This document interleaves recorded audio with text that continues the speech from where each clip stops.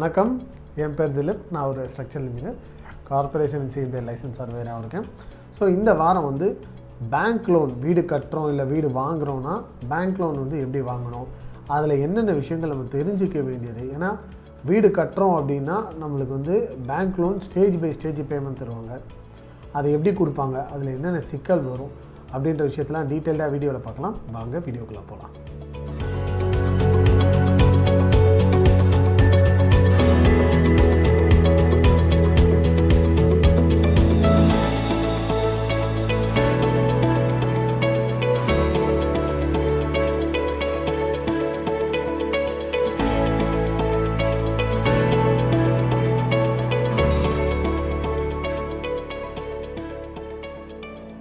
So ஒரு individual வீடு கட்ட போகிறோன்னா அதுக்கு பேங்க் லோன் வாங்குகிறோம் அப்படின்னா அதுக்கு முன்னாடி நம்ம கன்சிடர் பண்ண வேண்டிய 7 முக்கியமான ஃபேக்டர்ஸ் தான் வந்து இந்த வீடியோவில் பார்க்க போகிறோம்.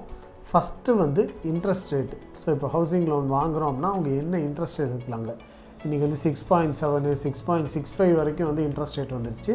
பட் எல்லாருக்கும் இதே இன்ட்ரெஸ்ட் ரேட்டில் வந்து கிடைக்காது. இப்போ ஃபார் எக்ஸாம்பிள் வந்து ஒரு சில இடத்துல விமனுக்கு வந்து கம்மியான இன்ட்ரெஸ்ட் ரேட்டில் கிடைக்கும், சீனியர் சிட்டிசன்ஸ்க்கு கம்மியான இன்ட்ரெஸ்ட் ரேட்டில் கிடைக்கும், ஜென்ரலாக சேலரிடு எம்ப்ளாயீஸ்க்கு வந்து பிஸ்னஸ் பண்ணுறவங்களோட கம்மியான இன்ட்ரெஸ்ட் ரேட்டில் கிடைக்கும். ஸோ ஒரு பேங்க்குக்கும் ஒருத்தவங்களோட ப்ரொஃபைலுக்கு ஏற்ற மாதிரி இன்ட்ரெஸ்ட் ரேட் வந்து மாறும். ஸோ ஃபஸ்ட்டு நம்ம இன்ட்ரெஸ்ட் ரேட்டை வச்சு எந்தெந்த பேங்க் அப்படின்னு சொல்லிட்டு நம்ம ஃபில்டர் பண்ணலாம்.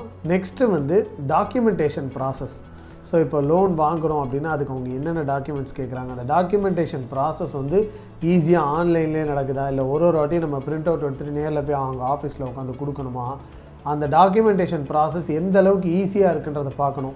ஏன்னா அந்த டாக்குமெண்டேஷன் ப்ராசஸ் நிறையா பேர் லோன் வாங்குற வரைக்கும் தான் அப்படின்னு நினச்சிப்பாங்க. கிடையாது.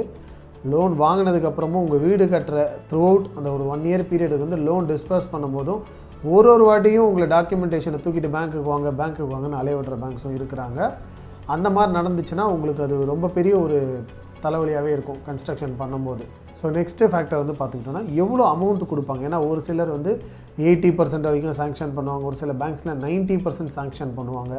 ஸோ இந்த மாதிரி விஷயங்கள்லாம் வந்து நம்ம தெரிஞ்சுக்கணும். ஸோ அதுக்கு தேவையான விஷயங்கள் நம்ம பிளான் அப்ரூவல் நம்ம கையில் இருக்கணும். நம்மளோட ப்ரொஃபைலை பேங்க்கில் சப்மிட் பண்ணியிருக்கோம் அப்படின்னா நீங்கள் ஒரு 4-5 பேங்க் கூட கம்பேர் பண்ணலாம். இந்த பேங்க்கில் நம்மளுக்கு இவ்வளோ கிடைக்குது, இந்த பேங்க்கில் இவ்வளோ கிடைக்குது, இவ்வளோ இன்ட்ரெஸ்ட் ரேட் தராங்க, இவங்க இவ்வளோ இன்ட்ரெஸ்ட் ரேட் தராங்க. இந்த மாதிரி ஃபேக்டர்ஸை வச்சு நம்ம கம்பேர் பண்ணி பார்க்கலாம். ஸோ அடுத்த முக்கியமான விஷயம் வந்து லோன் ட்ரான்ஸ்ஃபர். ஸோ இப்போ நம்ம ஒரு பேங்க்கில் லோன் வச்சுருக்கிறோம், கன்ஸ்ட்ரக்ஷன் பண்ணிகிட்டு இருக்கிறோம், இல்லை பிளாட் வாங்கும்போது லோன் வாங்கியிருக்கோம் அப்படின்னா வேறு ஒரு பேங்க்கில் நம்மளுக்கு வந்து லோன் இன்ட்ரெஸ்ட் ரேட் கம்மியாக கிடைக்குது, இல்லை வேறு ஏதாவது பெட்டர் ஆஃபர்ஸ் இருக்குன்னா அந்த பேங்க்குக்கு நம்மளால் லோனை ட்ரான்ஸ்ஃபர் பண்ண முடியுமா. ஏன்னா ஒரு சில பேங்க்கில் வந்து 11 மாதம் 12 மாதம் 2 வருஷம் வரைக்கும் கூட லாக்இன் பீரியட் வந்து ஒரு சில பேங்க்ஸில் இருக்குது. ஸோ நீங்கள் அப்படி பண்ணிட்டீங்க அப்படின்னா உங்களால் அந்த டைமில் அந்த லோனை ப்ரீ க்ளோஸும் பண்ண முடியாது, லோன் ட்ரான்ஸ்ஃபரும் பண்ண முடியாது. ஸோ அது ஒரு ரொம்ப முக்கியமான ஃபேக்டரு. நெக்ஸ்ட்டு வந்து ஃப்ளோட்டிங் இன்ட்ரெஸ்ட் ரேட். ஸோ எல்லா பேங்க்ஸ்லேயும் உங்களுக்கு காமனாக தெரியும் ஃப்ளோட்டிங் இன்ட்ரெஸ்ட் ரேட்டுன்னு சொல்லுவாங்க. பட் அது ஆட்டோமேட்டிக்காக மாறுதா, இல்லை மேனுவலாக நம்ம போய் எழுதி கொடுத்து மாற்றணுமா. ஏன்னா இப்போது நம்ம வீடியோலேயே கூட எண்ட் ஆஃப் த வீடியோ வந்து நம்மளோட கஸ்டமர் ஒருத்தவங்க சொல்லுவாங்க, அவங்க வீடு கன்ஸ்ட்ரக்ஷன் பண்ணும்போது இந்த ப்ராப்ளம் வந்து ஃபேஸ் பண்ணியிருக்காங்க. ஸோ இனிஷியலாக கொஞ்சம் வருஷத்துக்கு முன்னாடிலாம் பார்த்திங்கன்னா ஹவுசிங் இன்ட்ரெஸ்ட் ரேட் வந்து 12% 9%லாம் இருந்துச்சு. அதுக்கப்புறம் குறைச்சாங்க. ஸோ இந்த ஃப்ளோட்டிங் இன்ட்ரெஸ்ட் ரேட்டை குறைக்கும் போது அந்த பேங்க்ஸ் ஆட்டோமேட்டிக்காக குறைக்கணும். அதுதான் ஃப்ளோட்டிங் இன்ட்ரெஸ்ட் ரேட். ஸோ ஏறும்போது அவங்க ஏற்றுவாங்க, இறக்கும்போது ஆட்டோமேட்டிக்காக இறக்கணும். ஸோ ஒரு சில பேங்க்ஸில் என்ன பண்ணுவாங்கன்னா இறக்கும்போது கஸ்டமர் நேரில் வந்து எழுதி கொடுத்து பண்ணால் தான் அந்த இன்ட்ரெஸ்ட் ரேட்டை வந்து மாற்றுவாங்க. ஸோ ஒரு சில கஸ்டமர்ஸ் வெளியூரில் இருப்பீங்க, உங்களுக்கு அதுக்கு உண்டான டைம் இருக்காது, அவங்க ஆட்டோமேட்டிக்காக அதை குறைக்கலைன்னா நீங்கள் ஹையர் இன்ட்ரெஸ்ட் ரேட்டில் இஎம்ஐ பே பண்ணிட்டே இருந்திருப்பீங்க. அது உங்களுக்கு கொஞ்சம் ஒரு சில வருஷங்களுக்கு அப்புறம் தெரிய வரும். அதுக்கப்புறம் நம்மளால் அதை மாற்றவே முடியாது. ஸோ நெக்ஸ்ட்டு வந்து பேங்க்கில் லோன் எப்படி டிஸ்பர்ஸ் பண்ணுறாங்க. ஸோ இது வந்து ஒவ்வொரு பேங்க்குக்குமே மாறும். ஸோ அதை தான் நான் நெக்ஸ்ட்டு பாயிண்டில் சொல்ல போகிறேன். காமனாக எல்லா பேங்க்ஸும் பண்ணுறது என்னென்னு பார்த்தீங்கன்னா அவங்க ஒரு மைல்ஸ்டோன் மாதிரி வச்சுருப்பாங்க. பேஸ்மெண்ட் முடித்ததுக்கு அப்புறம் தான் உங்களுக்கு வந்து அமௌண்ட் வந்து டிஸ்பர்ஸ் பண்ணுவாங்க. அதுவும் பிளான் அப்ரூவலில் எவ்வளோ பில்டப் ஏரியா இருக்கோ அதுக்கு தான் டிஸ்பர்ஸ் பண்ணுவாங்க. நான் என்னோடய ப்ரீவியஸ் வீடியோவில் கூட சொல்லியிருப்பேன். இப்போ நீங்கள் அரை கிரவுண்ட் இடம் வச்சுருக்கீங்கன்னா 1200 ஸ்கொயர் ஃபீட்டு கவர்மெண்ட் நார்ம்ஸ் படி நீங்கள் 3.25 அடி செட்பேக் விடணும். அப்படி விட்டிங்கன்னா உங்களுக்கு 23 33 தான் பில்டப் ஏரியா இருக்கும் கவர்மெண்ட் நார்ம்ஸ் படி. அது ரொம்ப ஒரு சிலருக்கு வந்து அது ரொம்ப கம்மியாக தெரியும். ஸோ இண்டிவிஜுவல் ஹவுஸுன்றதுனால தானே கொஞ்சம் எக்ஸ்டெண்ட் பண்ணி டீவியேட் பண்ணி கட்டுறதுக்கு நம்மளுக்கு வாய்ப்பு இருக்குது. ஆனால் பேங்க் லோன் வந்து அந்த 23.5 33 தான் லோன் வந்து உங்களுக்கு டிஸ்பர்ஸ் பண்ணுவாங்க. மீதி நீங்கள் எக்ஸ்ட்ரா டீவியேட் பண்ணி கட்டுற பில்டப் ஏரியாவுக்கு பேங்க்ஸ் லோன் தரமாட்டாங்க. அது வந்து உங்களுக்கு ஒரு அடிஷ்னல் பேர்டனாக வரும். ஸோ இப்போ நீங்கள் வீடை வந்து bank loan government plan approval படி பில்டப் ஏரியாவுக்கு 30 லட்ச ரூபா தான் சாங்ஷன் ஆகுது. நீங்கள் ஆக்சுவலாக கட்டுறதுக்கு உங்களுக்கு 40-45 லட்சம் ஆச்சுன்னா பேலன்ஸ் 15 லட்சம் நீங்கள் தான் உங்கள் கையிலேருந்து போடுற மாதிரி வரும்.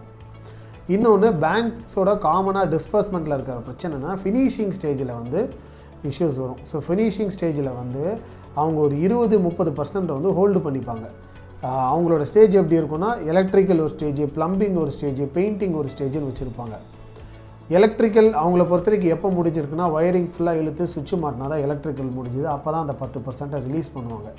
ஆனால் கன்ஸ்ட்ரக்ஷன் அப்போ நம்மளுக்கு எப்போ செலவாகும்னா பிரிக் ஒர்க் முடித்த உடனே வால் சேஸ் பண்ணி எலக்ட்ரிக்கல் பைப் வைக்கணும், மெட்டல் பாக்ஸ் வைக்கணும், அதுக்கு மேலே பிளாஸ்டரிங் பண்ணணும், அதுக்கு மேலே பட்டி பார்க்கணும், அப்புறம் டைல்ஸ் போடணும். இதெல்லாம் முடித்ததுக்கப்புறம் தான் நம்ம ஒயரிங் பண்ணுவோம், ஸ்விட்சஸ் மாட்டுவோம். ஸோ இந்த ஒயரிங் ஸ்விட்சஸ் பண்ணி முடிக்கிற வரைக்கும் ஒரு 10% ஹோல்ட் பண்ணுவாங்க இல்லையா? அதே மாதிரி தான் பெயிண்டிங்க்கும் ஹோல்ட் பண்ணிடுவாங்க. பெயிண்டிங் நம்ம 2 கோட்டு பட்டி பார்ப்போம், அதை தேய்ச்சிட்டு ப்ரைமர் பார்ப்போம், கிரகப்பிரவேசம் முடித்ததுக்கப்புறம் தான் கலர் அடிப்போம். ஸோ இந்த ப்ராசஸ் முடிக்கிற வரைக்கும் அந்த 10% பெயிண்டிங் கொண்டாத ஹோல்ட் பண்ணிடுவாங்க. அதே மாதிரி தான் டைல்ஸுக்கு. ஸோ ஃபினிஷிங் ஸ்டேஜில் வந்து அவங்க மெஜாரிட்டி ஆஃப் த ஒரு 25-30% வந்து ஹோல்ட் பண்ணி வச்சுப்பாங்க. இது கன்ஸ்ட்ரக்ஷன் அப்போ நிறைய கஸ்டமர்ஸ்க்கு வந்து ஒரு பேர்டனாகவே இருக்கும். ஸோ நீங்கள் வீடு வந்து ஹவுசிங் லோனை நம்பி பிளான் பண்ணுறீங்க அப்படின்னா ஒரு 20-30% வந்து கடைசியில் அவங்க ஹோல்டு பண்ணிப்பாங்க அப்படின்ற மைண்ட் செட்லேயே நீங்கள் பிளான் பண்ணிக்கிட்டிங்கன்னா உங்களுக்கு ஈஸியாக இருக்கும். கிரகப்பிரவேசம் முடிஞ்சதுக்கப்புறம் கண்டிப்பாக கொடுத்துருவாங்க. பட் அந்த ஃபினிஷிங் ஸ்டேஜில் வந்து நிறைய இடத்துல ரொம்ப ஃபைனான்ஷியல் க்ரன்ச் வந்துடும். ஸோ இது வந்து டிஸ்பர்ஸ்மெண்ட்டில் காமனாக எல்லா பேங்க்ஸ்லேயுமே இப்போ நம்ம சென்னையில் நடக்கிற விஷயங்கள் இது தான்.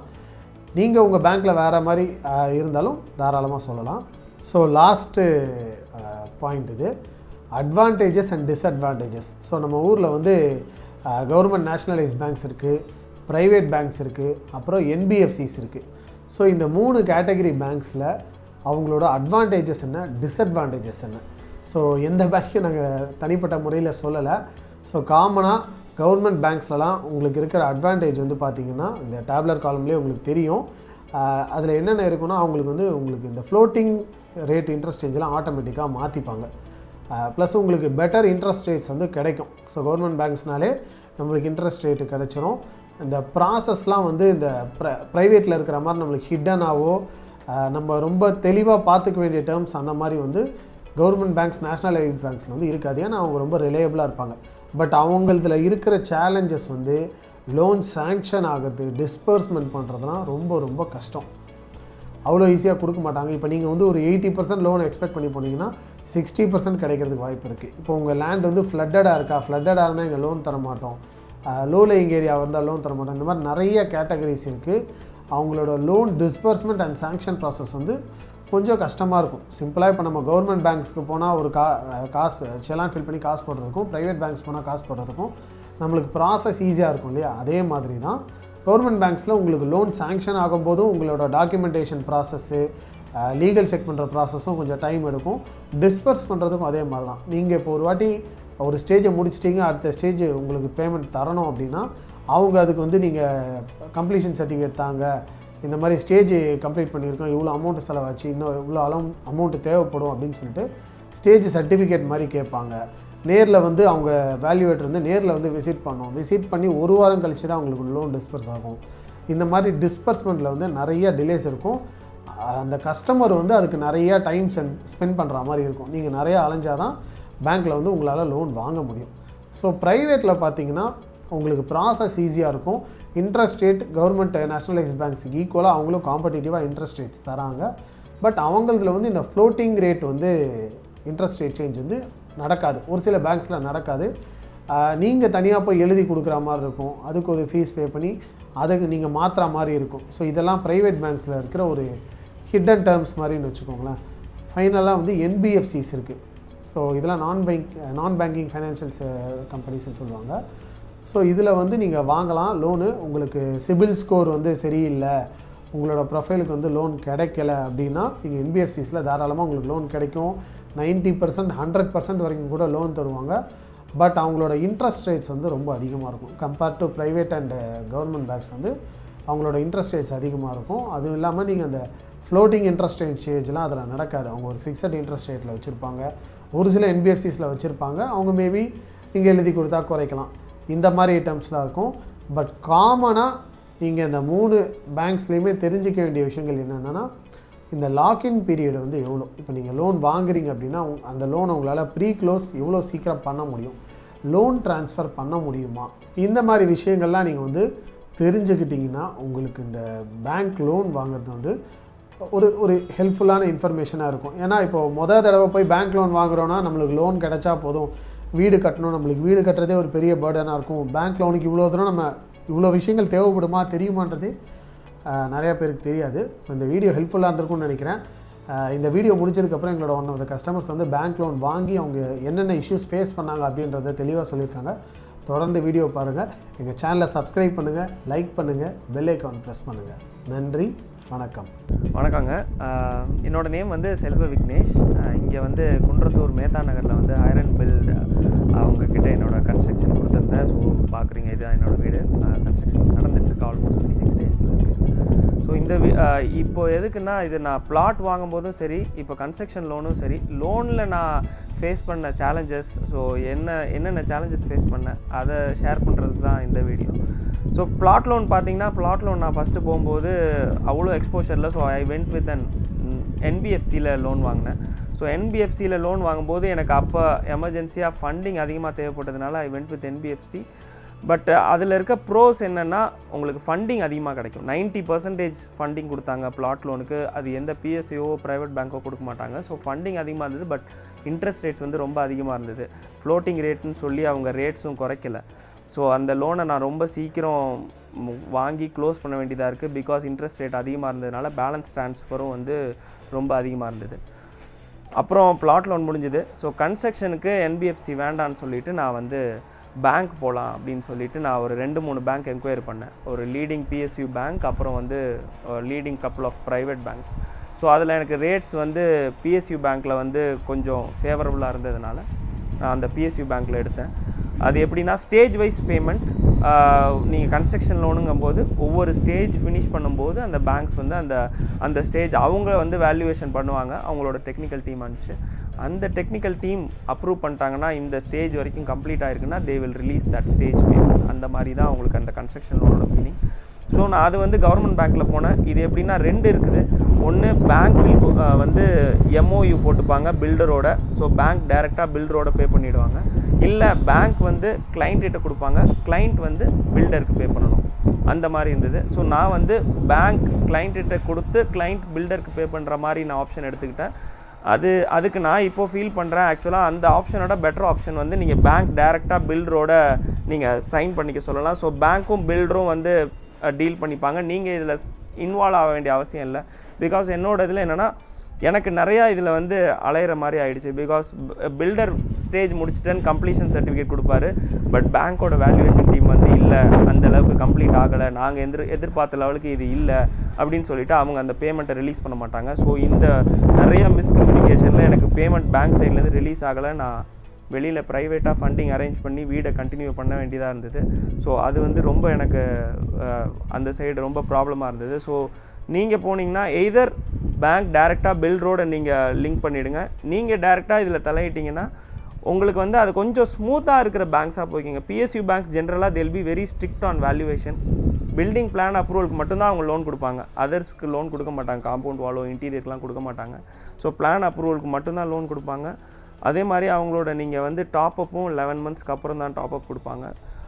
அவங்க அனுப்புகிற டெக்னிக்கல் வேல்யூவேஷனும் ரொம்ப ஸ்ட்ரிக்டாக இருப்பாங்க. வந்து பார்த்துட்டு ஈச் அண்ட் எவ்ரிதிங் ஒரு டைல் போட்டிருக்கோன்னு அக்ரிமெண்ட்டில் இருந்ததுன்னா அந்த டைல் அத்தனை ஸ்கொயர் ஃபீட் கம்ப்ளீட் ஆகிற வரைக்கும் செக் பண்ணிவிட்டு தான் அவங்க அந்த ஸ்டேஜ் ரிலீஸ் பண்ணுவாங்க. இல்லாட்டினா தே வில் நாட் ரிலீஸ்.